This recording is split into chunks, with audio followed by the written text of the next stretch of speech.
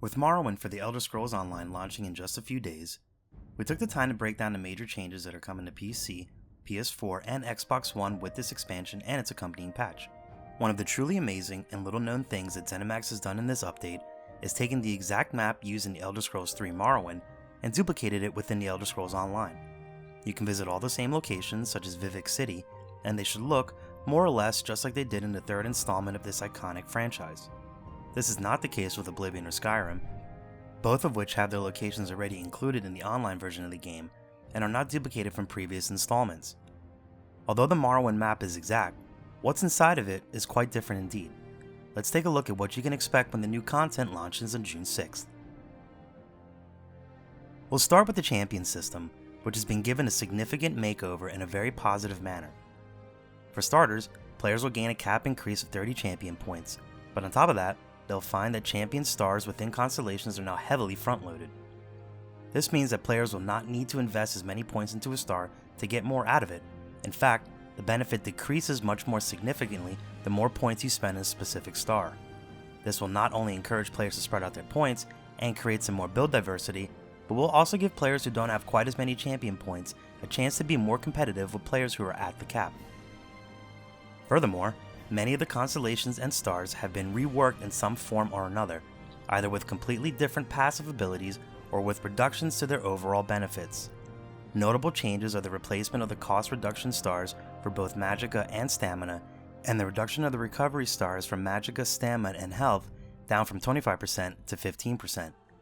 What these changes do is put significantly more pressure on the player to manage their resources, encouraging more players to wear light or medium armor for the recovery cost reduction passives, as well as makes it harder for players to stack two really high DPS sets.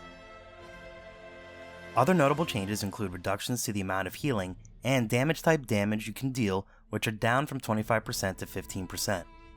While this may seem like a huge nerf to DPS, ZeniMax has cleverly added a new star that increases the damage of direct damage abilities by 25%, called Man-at-Arms, to complement the Thaumaturge star that increases damage over time abilities by 25%.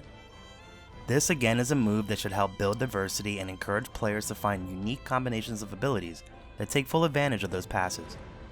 Have you been keeping a specific set in your bank that you thought you'd never use? Now might be the right time to dust it off and give it a go.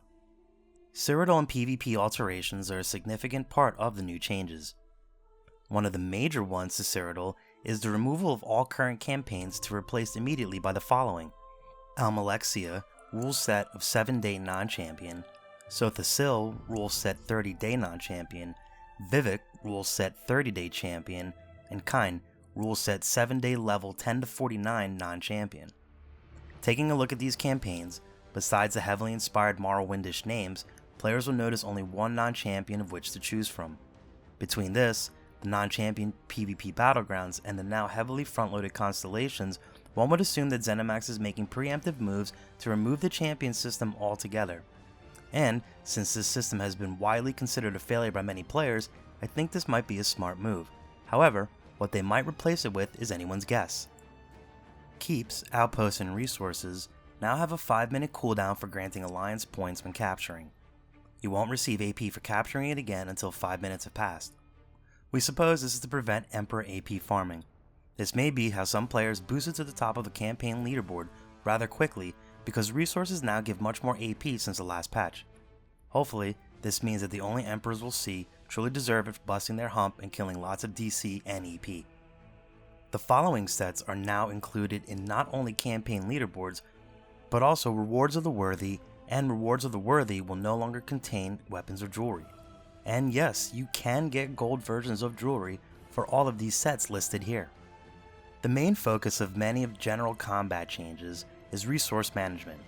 ZeniMax simply felt that players were too overpowered and had to spend very little effort to maintain their resource pools while being able to output huge damage numbers.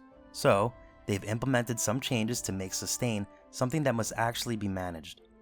The first of these changes is to reduce the cooldown for being charged Stamina or Magicka to block an attack to 0.25 seconds from 0.5 seconds.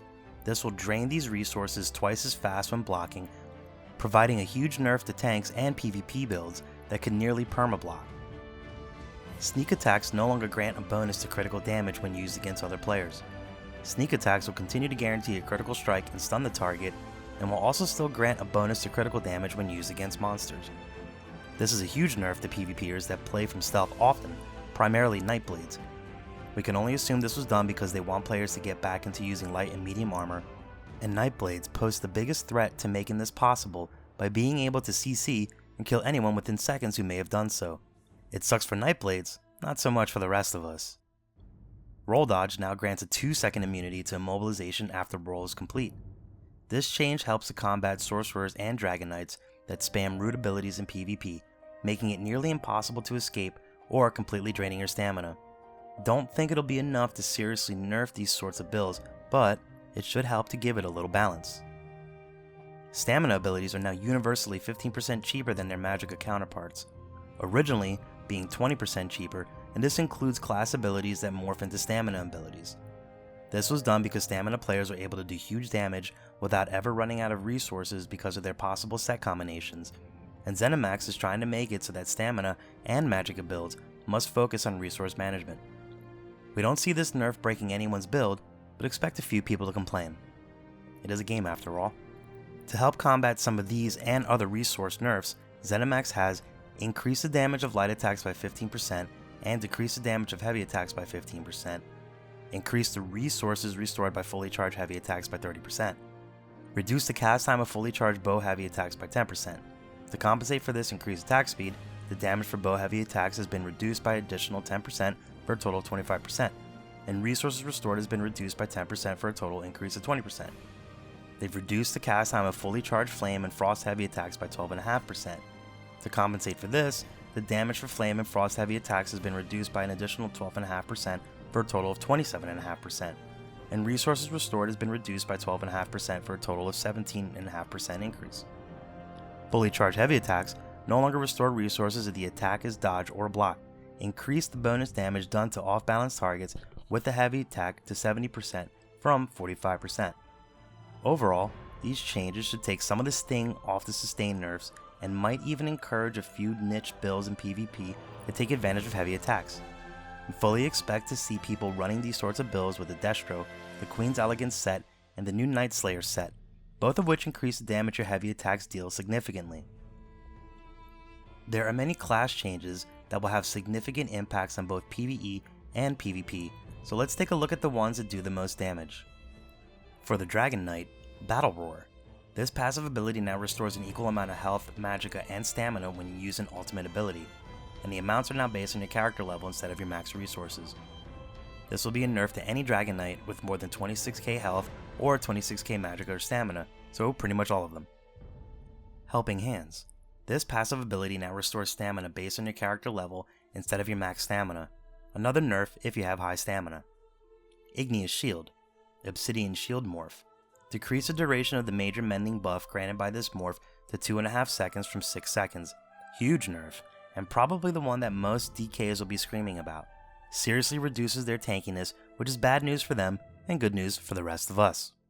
For the Nightblade, Siphoning Strikes. This ability now causes your light and heavy attacks to restore health instead of magicka or stamina. Increase the duration of this ability and its morphs to 20 seconds from 15 seconds. Reduce the cost of this ability and its morphs by approximately 50%. Recasting this ability or its morphs early will now always trigger the ending resource restore. The value of this restore is based on the length of time the abilities were active, similar to Rally's Heal. Each light or heavy attack from this ability or its morphs will now restore less resources, but the final burst at the end will restore more resources. The total resources restored by this ability will remain roughly the same. This is a major nerf for Nightblades and all but kills their sustain.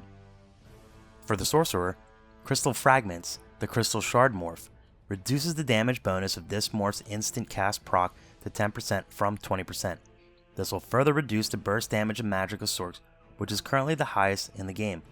It is yet to be seen if this, along with the new champion passive that reduces direct damage, will once again put Sorcs at the bottom of the barrel, but time will tell. Dark Exchange. This ability and its morphs now have 0.2 seconds of animation blending time at the end of their cast. Increase the cast time of this ability and its morphs to 1.2 seconds from 1 second. This shouldn't be a huge game changer, but it is nice to see a bit of a nerf here. For the Templar, Blazing Shield, the Sun Shield morph. Reduce the amount of damage done by this morph to 33, 36, 39, 42% of the damage absorbed by the shield, down from 50, 51, 52, 53%. This will probably not dissuade too many Blaze Plars from playing their build, given that they generally man siege or stand in doorways taking fire more than killing anything in Cyrodiil, but I'm sure they'll be unhappy nonetheless. Piercing Javelin. Increase the knockback range of this ability and its morphs to 8 meters from 5 meters. This should make this ability even more annoying for players to deal with in PvP even more than it already is, and I for one plan slotting it again in order to do just that. Gravity deaths, here we come. Spear Shards. The synergy from this ability and its morphs now restores stamina, or magicka, whichever pool is larger. The amount restored is now based on your character level instead of your max resource. The synergy also has a shared cooldown with the Necrotic Orb synergy. This ability and the Luminous Shard morph no longer disorient an enemy. It also now deals moderate additional damage over time after the spear lands. This is a major nerf to trial sustainability now that it shares a cooldown with Necrotic Orb, but it also is a buff with the removal of the disorient and the addition of the DOT. You won't, however, see anyone happy about this change. Repentance, the Restoring Aura morph. This morph now restores health and stamina based on your character level instead of your max resource. It also only restores stamina to the Casting Templar, but continues to restore health to the Casting Templar and their allies. Huge nerf to this very unique ability that makes it effectively useless in a group setting. Stamplars in PvP will probably complain, but keep using it because it's too strong of an ability for the solo player not to slot it. Rushed Ceremony. This ability and its morphs now heal friendly targets in a 180-degree cone in front of you, instead of all targets in a radius around you. This is both a blessing and a curse. In PvE, being able to heal players you cannot see often can save your group, but in PvP, you often heal people you don't wish or intend to. You fully expect PvE healers to complain, while PvPers will be mostly okay with it. Sacred Ground. This passive ability now grants minor mending instead of major mending when you are standing in your cleansing ritual, rune focus, or rite of passage areas of effect. This change is the largest nerf to the Templar class, probably to date. Templars can no longer gain major mending via their own class abilities, despite being one of two classes that has a dedicated healing line, of which the other has the capability. Many players have shelved or threatened to shelf their Templars because of this change, and it is probably the most controversial of the entire expansion. I myself play a Templar, and I must say I feel like I was pooped on. Feels bad, man. For light armor, Evocation. This is now a 2-point passive, originally 3 points. It now reduces the cost of your magicka abilities by 0.5% per piece of light armor, down from 1, 2, or 3%. Recovery. This is now a 3-point passive, originally 2 points. It now increases your magicka recovery by 2, 3, 4% per piece of light armor, instead of 2 or 4%. For medium armor, Windwalker. This passive ability now reduces the cost of your stamina abilities by 1, 2% per piece of medium armor, down from 2, 3%. For heavy armor, Constitution. Reduce the magicka and stamina restored by this passive ability by approximately 42%. For Assault, Vigor. Increase the cost of this ability and its morphs by approximately 30%. This is a huge nerf to the sustainability of stamina builds and will reduce their damage in both PvE and PvP by forcing them to focus more on sustain. Caltrops. Multiple player characters can now stack this ability and its morphs in the same area and damage the same target. Reduce the size of this ability and its morphs to 8 meters from 12 meters. Reduce the duration of this ability and its morphs to 12 seconds from 30 seconds. Reduce the cost of this ability and its morphs by approximately 50%. Increase the damage of this ability and its morphs by approximately 75%. This is an effective nerf for PvE players, as it will cost more for the same damage in the long run, but is somewhat of a buff for PvPers, as they tend to move around a bit more, and recasting the ability will not break their bank with this previously highest stamina cost in the game ability. All of these changes further reduce the effectiveness of sustain from wearing each armor type, again with the focus on making players choose between sustain and burst or somewhere in the middle. The Constitution reduction all but makes heavy armor impossible to PvP in without making a pure tank build or using the Black Rose set. For miscellaneous changes, added to the UI will be a debuff and buff tracker so that you can see when both of these effects expire, which is something that was only previously accomplished on PC via plugins and was not possible on console. Since most hardcore players on PC already had some sort of tracking plugins, this will not be a vital change to them, but this is a fantastic quality of life upgrade for console players. Can't wait! A new tab to your collections is being included with this update called Stories. This section will include any DLC or chapters you may have purchased. Yes, you read that right, chapters. Morrowind is considered a chapter in your log, so this would lead one to believe there will be more of these in the future. Please insert theories here. The name of the game with this update is Sustainability. Whether you purchase the expansion or not, these changes are coming and they will affect all players. Hopefully, you've been watching the coverage of the expansion on the public test server and were aware of this weeks ago. But if not, you might want to spend your last few days before the patch collecting some sustained sets like Lich, Vestments of the Warlock, Bone Pirate, and others because you're going to need them. In all, the changes are probably a step in the right direction for the Elder Scrolls Online, albeit a small one. It does honestly feel like ZeniMax is trying the shotgun approach to some of the game's problems. Instead of adjusting a few things at a time and seeing how it affects the game, they're going for broke and trying to hit them all at once. While this is certainly a way to make change happen, it may cause more harm than good in the long run. We'll reserve judgment until we get some extensive time with the game on the live server, as always, but being a Templar, I'm a little more salty than your average player. What are your thoughts on the major changes coming with Morrowind?